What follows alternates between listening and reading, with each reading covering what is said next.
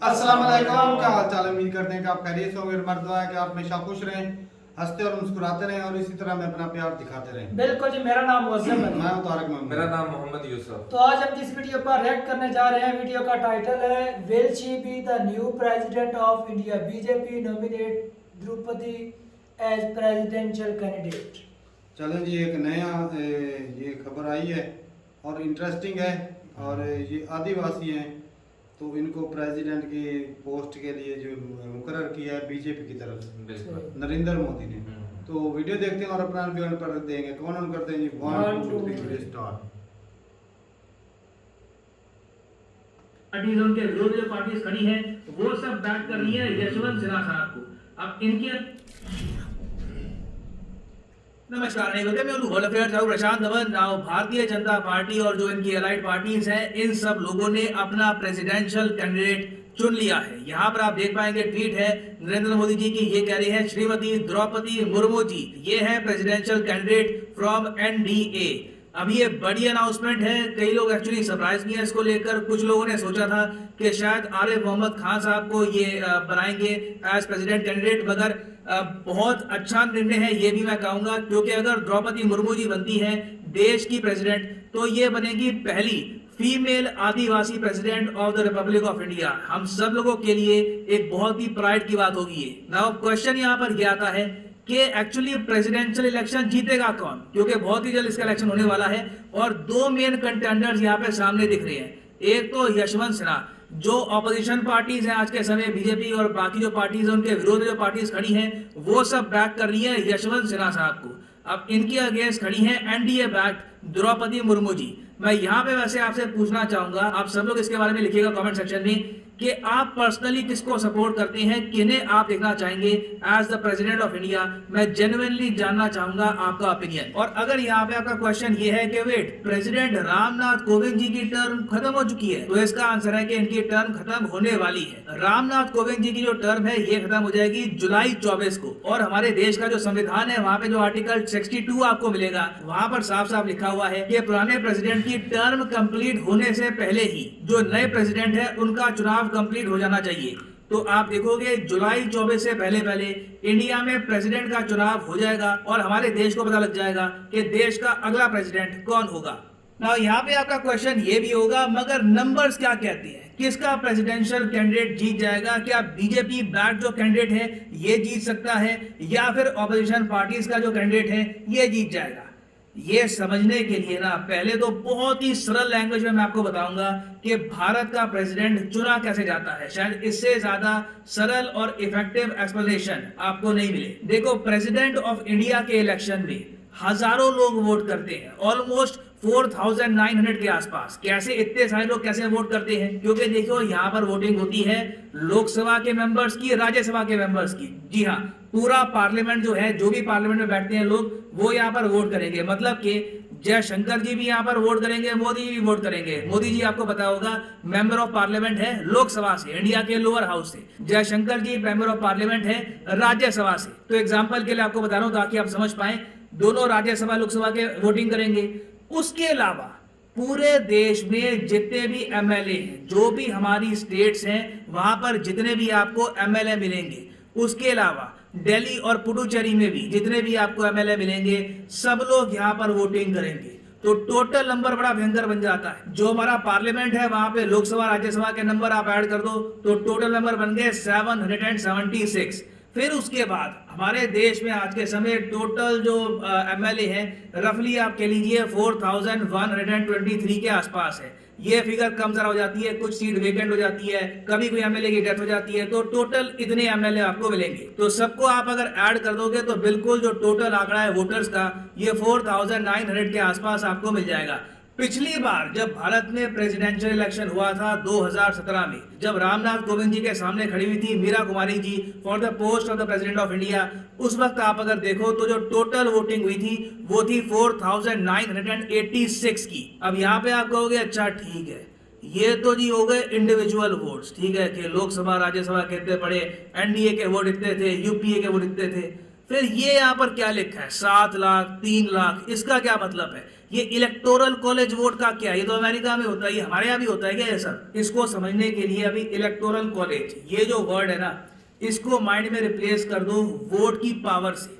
अब क्या है कि जो यहाँ पर प्रेसिडेंशियल इलेक्शन में लोग वोट करेंगे 4900 के आसपास जितने भी हैं, यहाँ पे हर वोट की पावर सेम नहीं है, हर वोट की पावर अलग है। और वोट की पावर डिसाइड करता है कि जो एमएलए है, जो यहाँ पर वोट करेंगे ना एमएलए 4000 के आसपास, ये किस स्टेट से बिलोंग करते हैं, इनके इलाके में आबादी कितनी है। तो फॉर्मूला हमारा ये कहता है कि हर एमएलए का जो वोट है ये हम डिटरमाइन करेंगे, इसकी पावर हम डिटरमाइन करेंगे सेंसस 1991 के डेटा के हिसाब से। पॉपुलेशन वैल्यू क्या है वहां से उठाएंगे। तो इसका मतलब सिंपली ये है कि अगर मान लो कोई स्टेट है जहां पे आबादी बहुत ज्यादा है, जैसे उत्तर प्रदेश हो गया, वहां पे एमएलए की जो पावर है ये हो सकती है 208 के आसपास।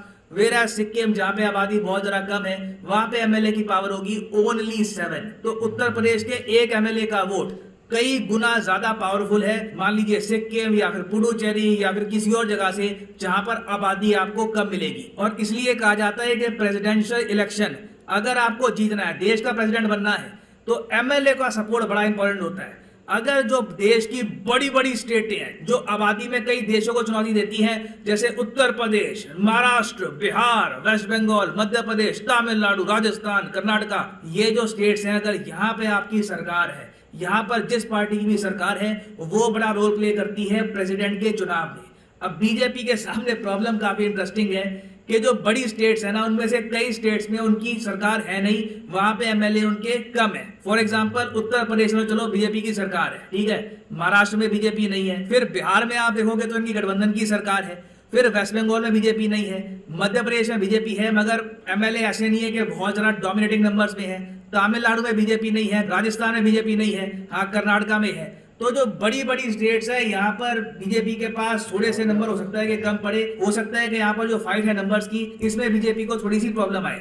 अब यहाँ पर आप कहोगे फिर तो बीजेपी का जो कैंडिडेट है ये कैसे जीतेगा? देखो एमएलए का जो वोट है, मान लो यूपी का एमएलए है, इसका रफली जो वोट है ये रहेगा, वोट की जो पावर आप कह लीजिए ये रहेगी 208 के आसपास।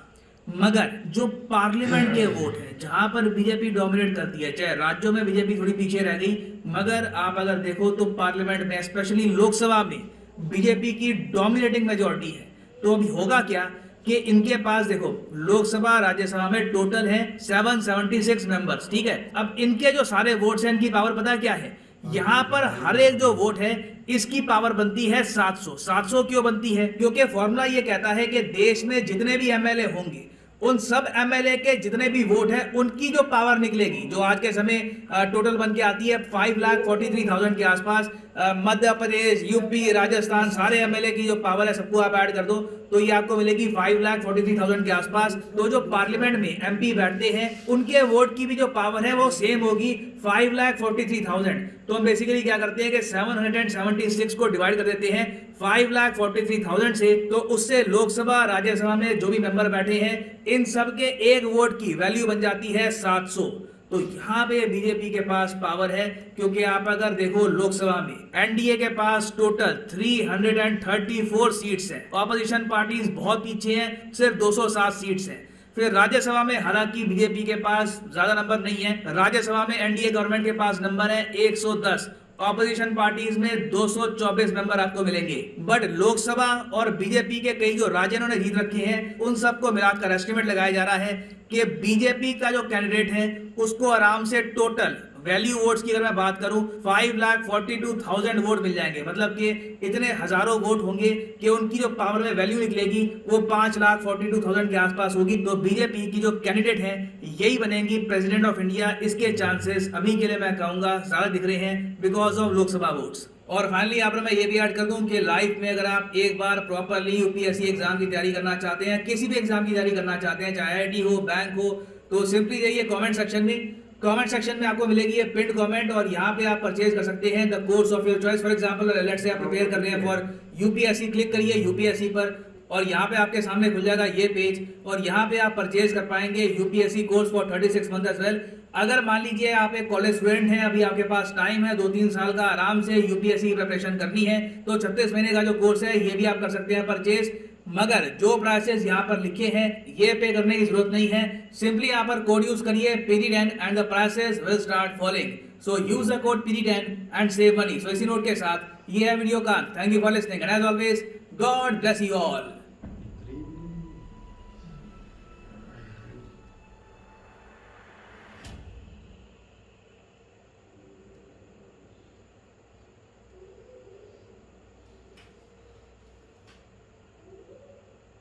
चलें जी, वीडियो ख़त्म हो गया और इंटरेस्टिंग थी वीडियो। और जो इस हिसाब में बताया गया, मुझे तो वो जो महिला है नाम क्या था, द्रौपदी मुर्मू को इस तरह का नाम था। तो मेरे ख्याल में तो अगर सपोर्ट होती है, अगर चलो जीत तो होगी, वो तो वोटों के ऊपर डिपेंड करता है, लेकिन मैं सपोर्ट करूंगा इनको, क्योंकि ये बहुत ही नीचे से उठकर आए हैं। जिस तरह नरेंद्र मोदी उठ के आए हैं नीचे से और लोगों की भावनाओं को अच्छे तरीके से समझते हैं, तो ये भी अच्छे अंदाज में समझती होंगे। जिस तरह गरीबों का इन्होंने हेल्प की है और आज तक ये काम करती है, जो भी इन्होंने खिदमत अंजाम दी, तो मोदी जी को अगर लगता है कि ये इस काबिल हैं कि ये तो बिल्कुल ये कौम की प्रेसिडेंट बन सकते हैं, तो इनको बनना चाहिए, क्योंकि नो डाउट कि नरेंद्र मोदी भी अच्छे लीडर हैं। जिस तरह उसने गरीब तबके के लोगों को ऊपर उठाया ना, सपोर्ट जिस तरह वो और ये सर भी चाहता है भी जो है ना कंट्री उसको भी ऊपर उठाए। और ये मैं कहता हूँ तमाम लेडीज के लिए जो है इंस्पायरिंग हो सही बात कि जो एक प्रेसिडेंट के तौर पर एक लेडीज को भी देखा जा सकता है। तो पहले इंडिया की हिस्ट्री में नहीं बनी, बनी प्राइम मिनिस्टर तो बनी है इंदिरा गांधी, वो भी अच्छी लीडर थी, और अब ये बनेगी तो ये भी उम्मीद करते हैं कि अच्छी होंगी। लेकिन देखा जाए तो ज़्यादातर जो पावर होती है वो तो आजकल प्राइम मिनिस्टर के हाथ में होती है। जिस तरह हमारे प्रेसिडेंट हैं आरिफ अलवी साहब, वो कभी देखे ही नहीं, कभी कभी आते हैं वो न्यूज़ में, और कोई सबसे आगे तो वो बैठा इमरान खान की चल रही होती है, बड़ा इवेंट लगता है कंट्री के अंदर, उसमें बस वो बिठाकर उसका फोटो फोटो लेते हैं, या किसी को कोई अवार्ड देना तो उनको बुला लेते हैं। ये तो जैसे होता है ना, वो शो पीस रखा होता है, वैसे होता है। लेकिन हो सकता है इख्तियारात इतने ज्यादा नहीं होते, सिर्फ कैबिनेट के रिलेटेड कुछ ना कुछ इख्तियारात होते, कुछ अब ये तो भाई साहब ही बताएंगे कि इनका जो इख्तियार होते हैं, नहीं पावर तो उनकी होती है, ऐसा नहीं है कि सबसे बड़ा जो ओहदा है ना वो प्रेसिडेंट का होता है, लेकिन जो आजकल पावर है वो प्राइम मिनिस्टर तो ज्यादा दी गई है उन्हें।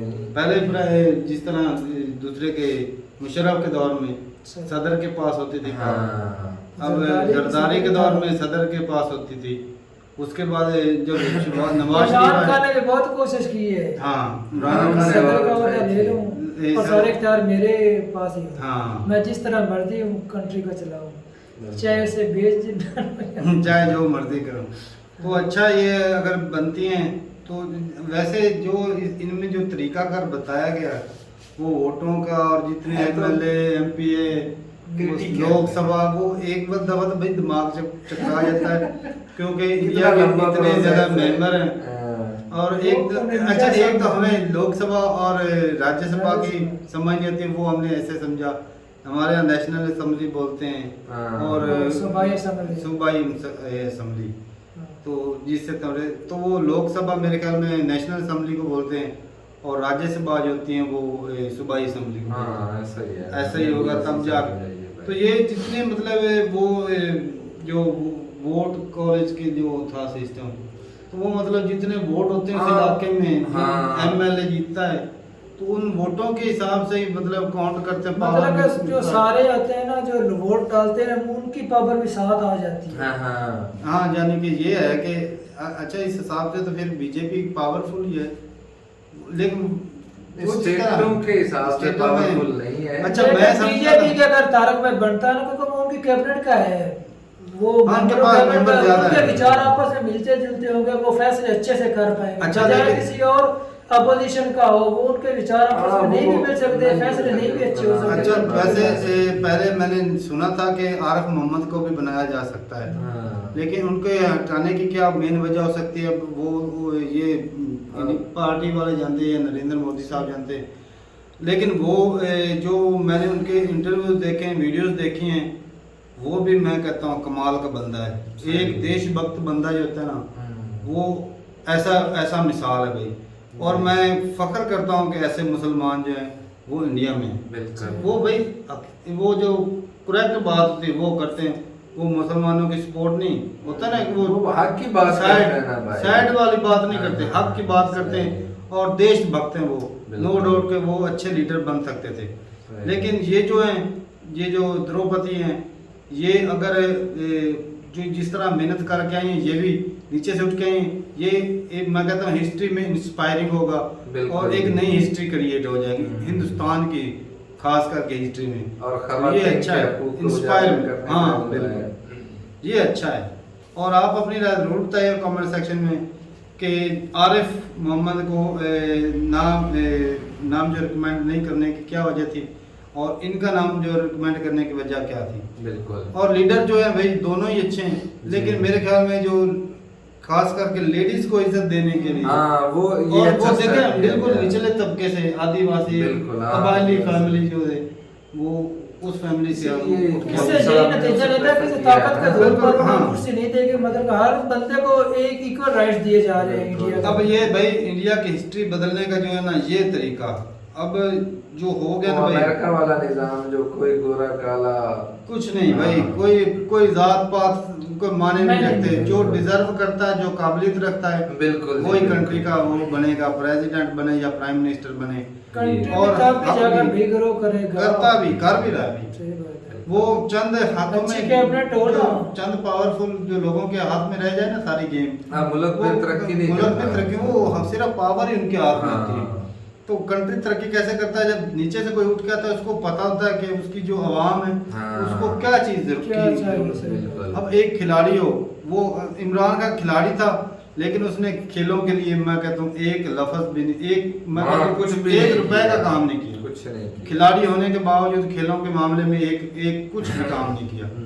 और बंदा एक जो निचले तबके से उठ के आता है, गरीबी से उठ के आता है, उसको पता था गरीबों को क्या चीज की जरूरत है, खाने पीने की जरूरत है, मकान, कपड़ा, रोटी, सारा कुछ जान ये बीती होती है बुनियादी उसकी, बुनियादी ये जरूरत आपकी तो वो होती जानता है। है, तो वो उनके अच्छे तरीके से समझ सकता है और वो लोगों के बहुत नजदीक हो जाता हाँ है। जी। एक बंदा पहले अमीर हो, वो पहले ही सोने घर से का ना चम्मच वो निकल- हमारे भाई बिलावल की तरह रहा। हाँ। बिलावल साहब क्या जाने क्या जाने, जो उर्दू ठीक गरीबी से नहीं क्या बोल होती पाते है। हैं। सही बात है। हाँ। तो ठीक है भाई, अपनी राय जरूर बताइए कमेंट सेक्शन में। मिलते हैं वीडियो के साथ, तब तक के लिए इजाजत दें।